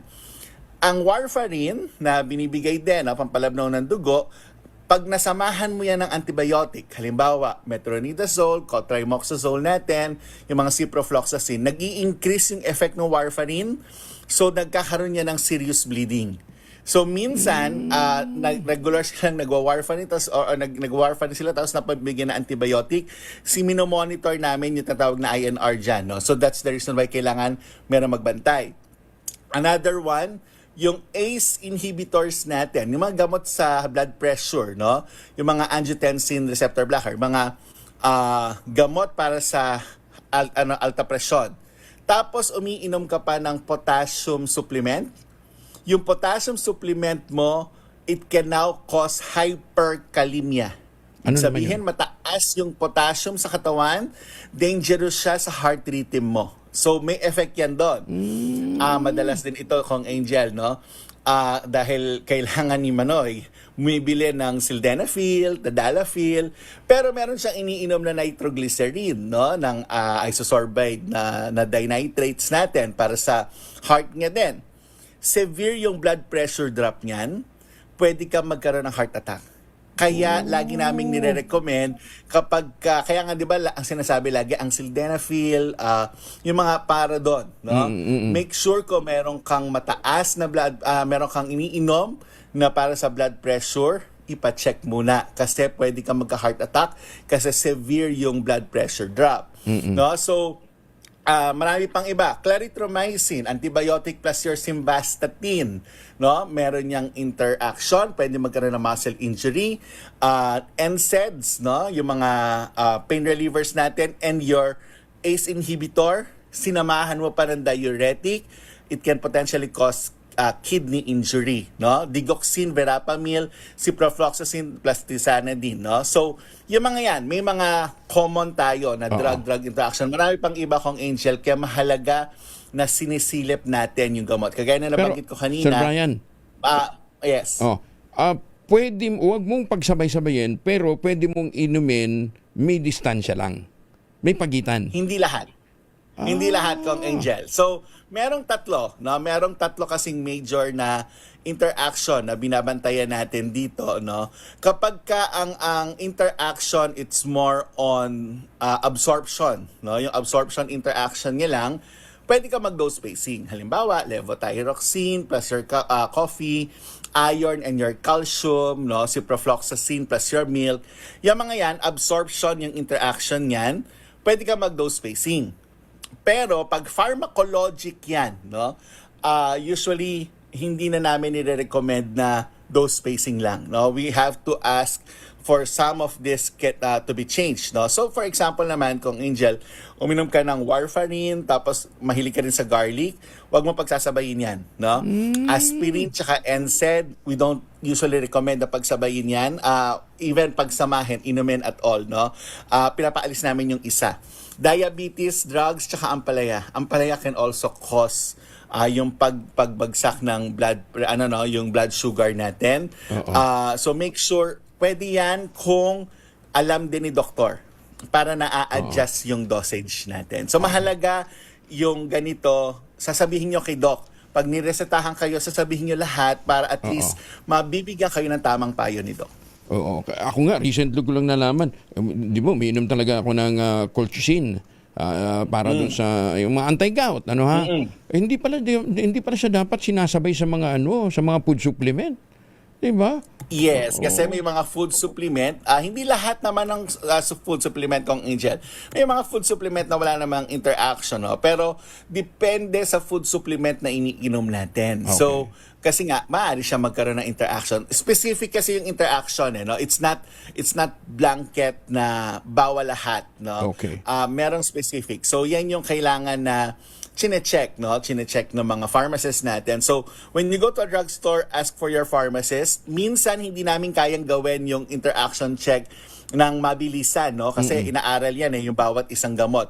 Pwede nyo sabihin, pwedeng pa-reconcile ng mga gamot ko, tapos i-text ka na lang or tawagan ka after para makita natin ano yung mga pwedeng pagsamahin at hindi at mga kailangan na recommendation. May mga times, especially mga clinical pharmacists natin, tatawag yan kay doc, papaliwanag, mag-uusap sila based dun sa na-discover. That's the value of interprofessional work in our health system. Sana ho may mga ganong tawagan, ano ha, kasi kung minsan pagka na-issue na ng reseta, yung pupunta ng butika tapos titira na. Wala nang usap-usap eh. Kadalasan ganoon nangyayari. Kaya actually, nga ho. Kaya minsan ang problema namin, to be honest, no, minsan ang problema namin pagka nag-intervene, no, nagche-check kami, minsan aaway. No, wag mo pakialamanan kasi minsan may mami-miss out talaga tayo bilang tao. And let's face that reality, no? Minsan, Kong Angel, to be honest, nakikita rin natin to sa reseta. May mga nakalagay no substitution, no switching, na it's also against the law. So, kasi ang generics law allows switching. Nangyayari yan ngayon and very rampant recently. So, we're calling that out as well. Isa ibang pagkakataon natin pag-usapan yan, ha? Yes. Doon ho sa mga kababayan natin, may mga katanungan ho kayo, may mga concerns ho kayo, tama ba yung schedule na ng pag-inom at ano ho yung mga supplement na tinitake ninyo, alin na hindi dapat isabay sa mga prescription medicine. Alam ho ninyo, tumawag, mag-text ho kayo. Wag na tawag para mas maraming ma-accommodate. May mga medical experts ho tayo nakastambay. I-text po ninyo sa 0931-033-2871. Sigurado ho ako sasagutin yan ng ating mga medical experts. Ulitin natin ha,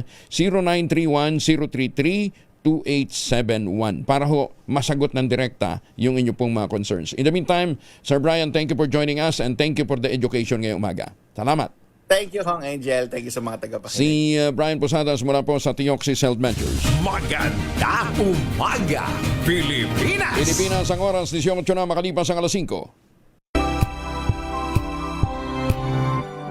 Pilipinas! Ay, maganda umaga sa mga suki ho natin.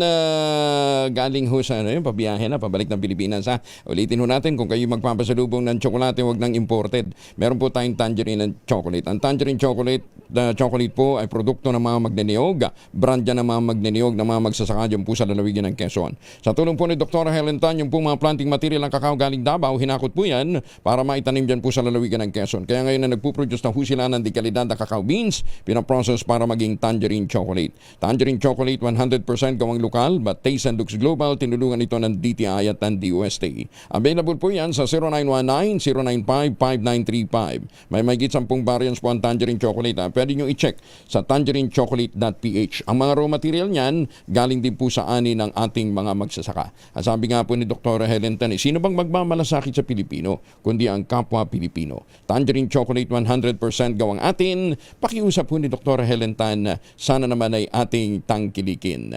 Tangerine Chocolate, 100% gawang Pinoy. Maganda umaga, Pilipinas! Si Attorney Ade Pajardo, spokesperson po at abogado ni late Representative Martin Romualdez. Kasama na ho natin ngayon. Attorney, maganda umaga po. Thank you for joining us. Yes sir, good morning po at good morning po sa mga maagang nagising ngayong araw. Opo, kanina ho kasi may nabasa ho kaming item na ang sinasabi nga daw po ninyo, ever since, mula na magsimula ang investigasyon, walang incumbent o dating opisyal ng DPWH ang nag-uugnay kay dating Speaker Romualdez sa flood control issue. Bakit ko ngayon parang biglang naugnay ang sinasabi ho ni Secretary ni Ombudsman Boying Rimulya, malaki ang magiging papel ni dating Public Works Secretary Manuel Bonoan sa usapin kaugnay ng pagkakadawit kay Speaker Romualdez. Yun nga po, kami po ay lubos na nagtataka kung bakit isang taon ang nakalipas halos isang taon ang nakalipas nung panahon na sumabog itong flood control issue sa State of the Nation Address, ngayon lamang tila nagkakaroon ng ang tawag natin dyan, parang pagbabalik tanaw na nagbago yung sinasabi ng ating mga DPWH officials. Wala po talagang ugnayan na sinabi mula sa pool, mula sa mga regional directors, district engineers, mga assistant secretary, kahit yung nasirang undersecretary Cabral, wala pong ganong koneksyon na sinasabi tungkol sa isang particular proyekto na may papel diretso or indirectly ang dating Speaker Martin Romualdez. So, hindi po namin alam kung bakit ngayon ay biglang ganon ang naging ihip ng hangin. Sabi ko nga, ano pa bang sasabihin ni Bonoan na hindi nasabi ni dating Undersecretary Bobby Bernardo? Di ba? Yun nga po, talagang wala po walang ugnayan. In fact, na-admit ng state witness yung sina Undersecretary Bernardo, pero sa pag-admit sa lang state witness, wala po talagang binanggit patungkol kay dating Speaker Martin Romualdez. Pero si Bonoan, siya yung may direct hand, siya yung may first-hand information. Kasi siyang secretary ng ng DPWH, So, kung wala siyang wala siyang naunang mga testimonya, sa inyong basa, anong ipinapahiwatig po nito? Ay ibig sabihin po may nangyari, kasi nga ngayon si secretary ay under hospital arrest, siya ay nakasuhan na ng plunder, siya ay syempre gipit na gipit sa panahong ito, syempre hospital arrest siya kasi siya ay ginagamot or ina-assess yung kanyang medical condition. Pero ano ang mangyayari kung siya ay halimbawa i-discharge at idalhin doon sa regular na jail facilities? Isa pong sa kanya, siyempre, feeling ko ay medyo nakakatakot na prospect iyan, na ikaw ay malipat sa regular facility or for the time being na sinatrial dahil plunder, dahil wala piyansa po ngayon yan, ay ikaw ay magtatagal sa bilangguan. So, kung 80 plus years old ka na, medyo mahirap po ang sitwasyon na gano'n. Kaya naiintindihan ko po kung medyo bakit may siguro agam-agam pangamba sa pag-iisip ng ating dating secretary na kailangan may sasabihin siyang mahalaga. Kasi nga, kung ma-state witness ka, ma-discharge ka, ikaw po ay magkakaroon ng immunity. Ikaw ay mapapawalang hindi naman mapapawalang sala derecho, pero ikaw ay madi-discharge at mawawala ka sa bilangguan. Tsaka paano nga siya magiging less guilty? Di ba? Pwede ka maging state witness kung ikaw ay least guilty. Paano magiging least guilty? Siya nga yung nagmaniobre, ano ha? Anyway. Oo. Wala doon sa kanyang unang affidavit. How will it affect yung unang affidavit, attorney? Opo, wala eh. So, kasi, di ba, pagka may gusto tayong sabihin sa unang pagkakataon, sinasabi na natin kung tayo ay nagsasabi ng katotohanan. So, kung dati pa ay hindi na siya nagsasabi ng katotohanan kasi nga, di ba, ang una niyang palusot dyan ay hindi niya alam lahat yun. Sa level niya, di ba? Ayun ang naalala natin pinagsasabi na noon nung unang sumabog itong investigasyon. He was denying any participation. So ngayon, pinapasoli sa kanya yung 1 billion pesos at least, di ba? Sa mga na-establish na sabi ni Undersecretary Bernardo ay natanggap ni dating Secretary Bonoan, no? Ibig sabihin, noon pa man ay iba yung sinasabi niya sa katotohanan kung paniniwalaan natin yung sinasabi ni Yusek Bernardo. So paano natin siya pagkakatiwalaan ngayon na siyempre ang nangingibabaw sa kanyang isip ay yung pagkabilanggo sa kanya for the time being. Hindi, tsaka doon sa narrative ngayon na sinasabing si Speaker Martin ang mastermind, wala nga doon sa unang testimonya niya. Paano nangyari yun?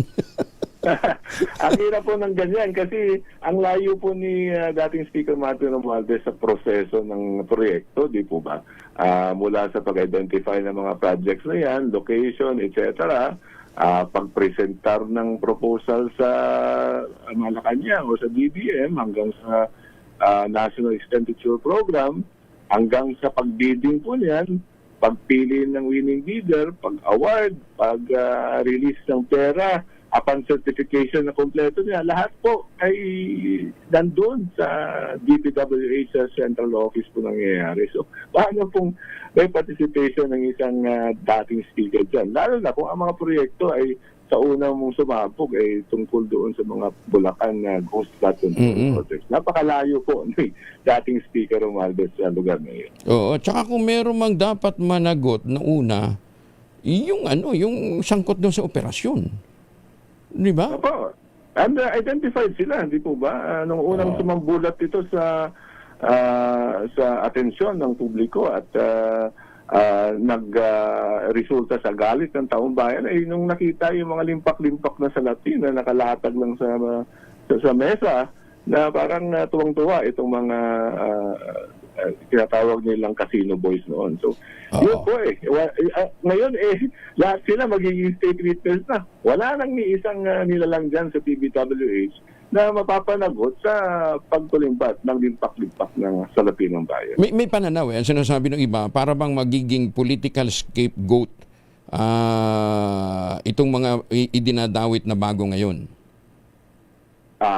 Yun na nga Kasi nga, at this time, no, we can understand talagang medyo political na lahat ng nangyayari. Di ba?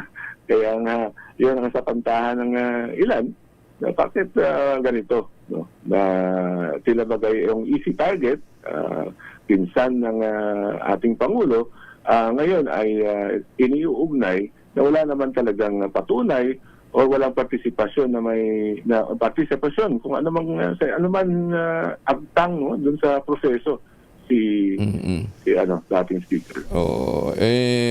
Hindi kaya pang SONA ito para may content sa SONA. Well, yun na nga yun ang problema kasi may singilan mangyayari 1 year after the first that's SONA that identified several contractors now. Dito sa flood control issue. Okay. So, intayin ho natin anong mangyayari. Pero sa ngayon, wala pa nakapile. So far. Wala pa po Kaya nga kami nagsasabi dyan na kung siya ang mastermind or siya yung master plunderer na sinasabi na prosecution, bakit nga ngayon wala pang nakasampang kaso? Ibig sabihin wala pong ebidensya. Ang hirap maghanap. Ang problema dyan, una ang target, saka naghahanap ng ebidensya. Kaya malaking problema. Hindi po dapat ganun ang proseso.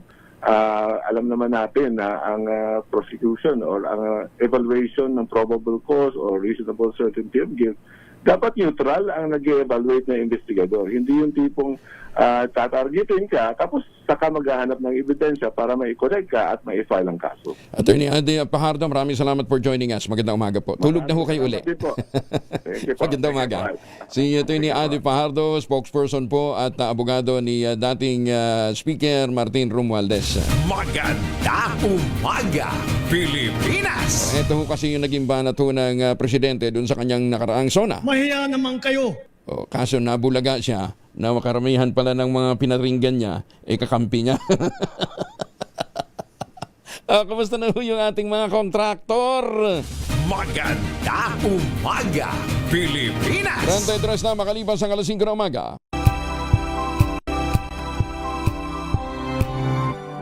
Umaga, Pilipinas!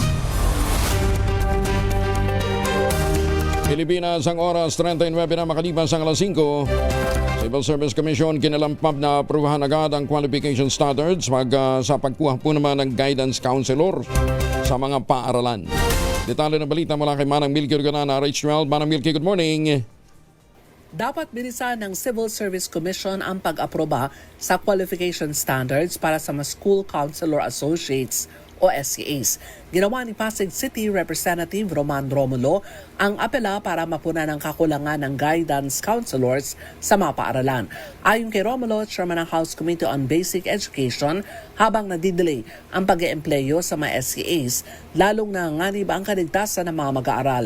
Sa hiling ng Komite ukol sa school violence at school safety, inamin ni DepEd Undersecretary Willie Cabral, 2 taon nang naipasa ang batas pero hanggang ngayon, 0 o wala pa rin kahit isang school counselor associate ang nailalagay sa mga paaralan.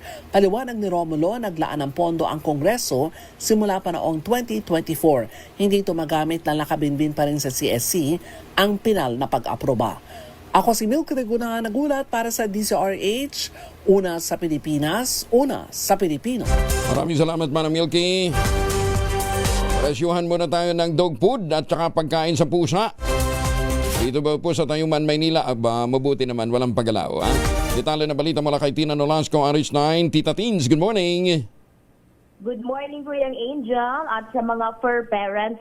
Binisita natin ngayon ang presyo ng pagkain ng mga alagang pusa at aso sa ilang pet shop at pet supply store dito sa Tayuman, Maynila. At sa ating pag-iikot, halos walang naging paggalaw ang presyo ng mga ito simula nang tumaas ang presyo ng krudo noong Abril. Para sa mga naghahanap ng abot-kayang opsyon sa pagkain ng aso, naglalaro sa 40 pesos hanggang 100 pesos ang kalahating kilo ng mga sikat na brand tulad ng Bingo, Ayosi at Pedigree. Pinakamurang opsyon ang Bingo na nagkakahalaga ng 40 pesos bawat kalahating kilo at 75 pesos naman ang isang kilo. Swak din sa budget ang Alpha Pro Adult sa presyong 50 pesos ang kada kalahating kilo at 95 pesos para sa isang kilo. Para sa mga premium brands, ang Ayosi Dog Lamb Apple Adult ay nagkakahalaga ng 100 pesos ang kada kalahating kilo at 195 ang kada kilo. Para sa mga bultuhan kung bumili o per bag sa mga may-ari ng mga maraming aso o etong Pedigree Adult Mini, ang pinakamataas ang isang sako na naglalaro ang presyo sa 2,800 habang ang Deep Pro Adult ay nasa 600 naman ang kada sako.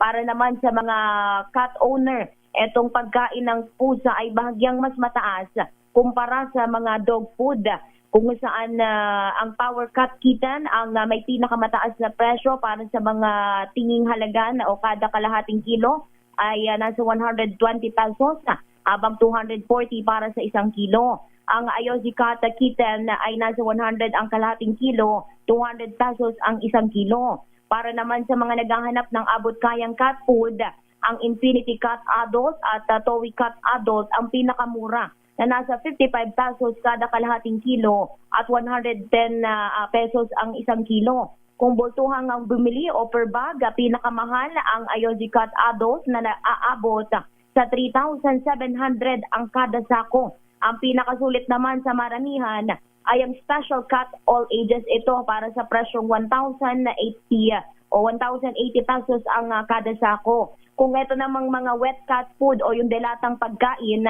para sa mga pusa, ito ay nasa 85 grams hanggang 400 grams. Ang mas swak sa budget, itong maliliit na lata o naka-pouch, ay nasa 35 hanggang 60 pesos. Katumbas yan ng 85 grams hanggang 100 grams. Itong mas malalaking na latang food ay nasa 75 hanggang 110 ang bawat isa. Ito si RH19 na Nolasco para sa DZRH, una sa Pilipinas, una sa Pilipinas. Maraming salamat, Tina. Pero sa mga alagang aso natin, huwag naman natin pakakainin ng panis na pagkain, ha? Maganda umaga, Pilipinas! Ibinida naman ni Finance Secretary Frederick Go na ang pag-angat ng Pilipinas sa upper middle income status. Ayon kay Secretary Go, ito'y patunay na ang mga reforma at polisiya ng pamahalaan ay na naglalayong palakasin ang ekonomiya ng bansa. Lumilikha ng mas maraming oportunidad para sa mga Pilipino. Sinabi ng kalihim, dapat pang ipagpatuloy ang mahakbang na ito para mas maramdaman pa ng taong bayan ang economic development sa bansa. Idiniklarang generally peaceful yung 3 araw na rally ho ng INC. Detalye mo na kay Edniel Paro sa RH52. Edniel. Kuya Angel, idineklara pa rin ni Philippine National Police Chief, Police General Jose Melechio Nartatis Jr. na pangkalahatang mapayapa ang 3 araw na aktibidad ng Iglesia ni Cristo na opisyal na nagtapos sa liwas ng Bonifacio sa Maynila kahapon. Ito ay sa kabila ng disruption sa traffic at ilang arestuhan sa unang araw ng rally na para sa PNP chief, may tuturing lamang ng mga minor incident. Ayon kay Nartates, wala naman kasing naitalang anumang untoward incident buwat pa sa People Power Monument sa Quezon City. Nagpasalamat ng PNP sa mga organizer at mga lumhok sa pagtitipon sa pagpapanatili raw ng kaayusan, kapayapaan at kainahunan sa kasagsagan ng pagtitipon. Kasunod nito, pinapurihan din ng top-top ang lahat ng pulis na nag-alay ng kanilang oras at sarili para tiyaking ligtas ang publiko sa anumang banta. Taon na rito, 7 pulis ang nasugatan, habang 4 ang hinuli, pero pinakawalan din kalaunan dahil sa mga kumasyon sa unang araw ng protesta. Nangako naman ang Kampo Krame na magsasagawa ito ng assessment kung may naging pagkukulang bus intelligence sa ground o kung may mga dapat pang makasuhan sa naging pagtitipon. Ako si Daniel Parrosa, nag-uulat para sa DZRH, una sa Pilipinas, una sa Pilipino. Maraming salamat, Daniel. Hoy, nananakita ba yung kasukasuan nagkakaringkel? Sumihina na bang kalamnan? Epekto po yan ang ating pagtanda. Ipinakikilalang Ultraplex, isang health drink mula sa lumikha ng Ultabio backed by Japanese technology. Ang Ultraplex ay may HCG complex, hydrolyzed marine collagen para sa skin at joints, HMB pampalakas ng muscles, glucosagreen para sa ginhawa ng kasukasuan. Available in coffee with stevia at powder drink mix. Kayang bawiin ang galaw, sigla at ganda kahit nagkakaedad na with proper diet and exercise. Hanapin lamang po ang Ultabio o ng Ultraplex sa Shopee, Lazada at ultabio.shop. Ang Ultraplex ay hindi gamot at hindi pwedeng gamitin panggamot sa anumang uri ng sakit. If symptoms persist, consult your doctor. Maganda umaga, Pilipinas! 47 makalipas ang alas 5. Dr. Clarita Carlos, Professor ng Political Science sa University of the Philippines, Executive Director ng Center for Political and Democratic Reform. Kasama na ho natin. Prof, magandang umaga po sa inyo, Doc Clarita. Hi, good morning. And how are you, ma'am? I'm okay. Yeah, okay. Where are we heading? Nakita naman natin the past few days, lahat tensyonado dito lang naman sa National Capital Region. So, where are we heading? Taas ba ang gasolina, ang dolyar, patuloy na tumataas, and hana naman matapos na yung gera sa sa Middle East. But politically, economically, and the international position natin, where are we heading? Our economic fundamentals are still good. Mm-hmm. We are still the 5th in the most mineralized country in the world, and we have millions of professionals, but it's really our leaders who failed to put all these factors together to bring us to a better life. Kaso nga ma'am, yun ang problema natin napakayaman ng Pilipinas, kaya lang hindi naman ramdam ng mga Pilipino yung pagiging mayaman ng ating bansa. Yan ang napakakalungkot talaga dahil pwede nating we can in fact be the leader of Southeast Asia given all our resources. Mm-mm. Pero dahil nga sa napakalawak na korupsyon, dahil wala tayong maraming walang national strategy, dahil buhol-buhol ang ating bureaucracy, ang dami kasing sakit ng ating demokrasya and hindi natin yan ina-address, no? So, ang nakakatakot nito, after 2 years, sa 2028, yung bagong liderato will be more of the same thing, no? Na wala na talagang pagbabago. So, yeah. Oo, may mga initiative. Talaga. Oo, may mga initiative naman ngayon. Baguhin na, matigil na yung dynasty, political dynasty sa Pilipinas. May mga reforma na towards the budget, pag-abuso sa budget, hindi ba yun, sabagay hanggang ngayon hindi naman pumapasa pa eh. Is there enough time bago? Ano yun eh? Kumbaga sa isang puno, parang pinututol-putol mo lang yung mga sanga niya. Ang dapat talaga yung puno alisin mo, bunutin mo sa ugat niya. Di ba? Bunutin mo sa ugat niya. Ibig sabihin, kailangan mo talaga ng radical structural change. Can that happen? Ilang taon ko nang sinasabi to, no?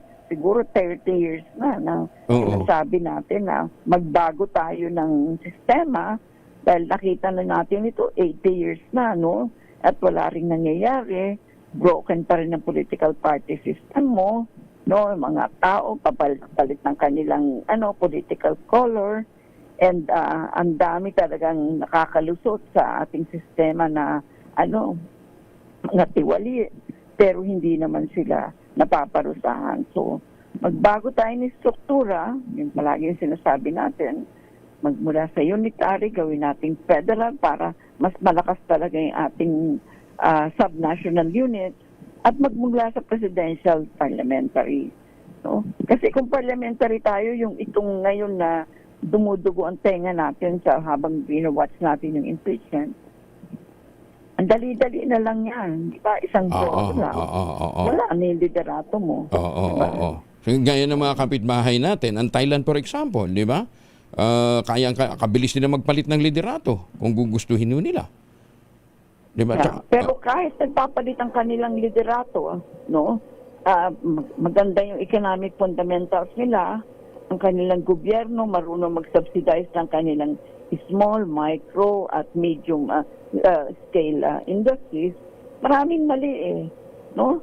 Wala tayong industrial policy. Ano ba industrial policy natin? Nakikita ba natin yan? Walang national strategy, walang malaking dibuho kung saan tayo patutungo, paano tayo relasyon sa China, sa Russia, sa US, no? Para tayong nagbibido ba tayo? There must be a national plan. Okay. There must be a roadmap na sinusunod natin. Pagka ganito nangyari, ito ang ating gagawin. Kapag ganito ang sitwasyon, ito ang gagawin natin. Diba? But absent of national strategy, yan yung sinasabi mo, puknat-puknat ang reaction natin. Fragmented ang ating ginagawang pagbabago. Yung political dynasty, yung term limit, those will be irrelevant when you have a parliamentary system. Kasi, di ba, I'm sure nasabi na natin to sa previous interviews mo sa akin, magiging irrelevant yan kasi ang decision maker would be the voters themselves. You want to vote somebody for as long kasi ang ganda ng ginagawa niya, then vote him for so long, no? Walang magsasabi sa iyo na tatlong beses mo lang siya iboto, ha? Hindi na beyond that, And pagkatapos yung kunyari magkapatid, mag-asawa, etc., ang galing-galing naman, bakit hindi mo bobotohin? Anti-democratic yung political dynasty, political dynasty at yung term limits. Na-notice mo, hindi nila maisip kung paano aayusin yung political dynasty. Di ba? Maapektuhan sila eh. Sila maapektuhan eh. Anyway. So, yes. Hindi nila alam kung kailan sila titigil. Pinsan ba? Pamangkin ba? O Di ba? Hindi nila maano yun. Because it is really very, very difficult to do that. Lalo na maraming mga relationships outside of the legal one. Diba? So, you're saying, Prof, kapit lang Pinoy. Mukhang wala pa tayong nakikita mong nababanaagang pag-asa sa malapit na hinaharap. Bukod sa kapit, no? Unang-una, bagamat meron tayong right to assemble, yung right of assembly, wag nating isipin na ang pagbabago mangyayari sa kalye. Mabuti, walang mga karahasan na nangyari. Pero ano na tayo alam mo yun, meron na tayong people power fatigue. Nagsaawa na tayo. Diba? Fatigue. Ang nasobrahan na. Miski anong gawin mo, ay wala ring mangyayari. So there must be some other ways. So mabuti, nakabinig tayo. Ewan ko kung nadinig mo na rin, na nag-iisip ang Kongreso na mag-constitute sila bilang Constituent Assembly. At talagang ibisahin nila yung 1987 Constitution. Magagawa naman sila yan There are how many more days? Diba, 800, 2 years. 2 years pa? Oo. 2 years.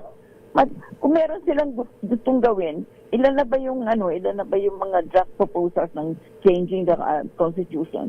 Mga siyam na yung nabilang ko So we are not starting with zero. Ang dami ng mga draft, no? Okay. Gusto nila talagang gawin yan within X number of days, meron silang draft constitution. And then, when we vote in 2028, we are also voting for a draft constitution, revised constitution. Hindi ba?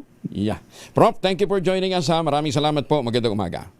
Salamat po. Good morning. Good morning. Si Professor Clarita Carlos, ang pag-asa natin makatutuhan ng pagbabago sa ating konstitusyon. Kaya lang, alam niyo na naman kasi naman kung anong agenda ng iba. Maganda umaga, Pilipinas! 3 minuto na lamang, 6 na ng umaga. Maganda umaga, Pilipinas! Oy, linggo alas 4, dito po sa DCRH, magkarinigan tayo sa Radyo Henyo. Kasama natin si Dr. Ruby Cristobal. Atoy Chanlim, dyan sa Cebu, happy viewing. Ay, teka muna, munti ko makalimutan. Birthday nga pala ni Bernard Peralta I. Acosara. Si Don Bernard Peralta ay nagdiriwang ng kanyang birthday ngayon. Happy birthday, Don Bernard Peralta I. Acosara. Susunod na po ang 2x2 sa Tang-Asias Balita. Kuya Angel po, si Angelo Palamones. Uli nagpapaalala, magtanim ng kawayan para sa kalikasan at kabuhayan.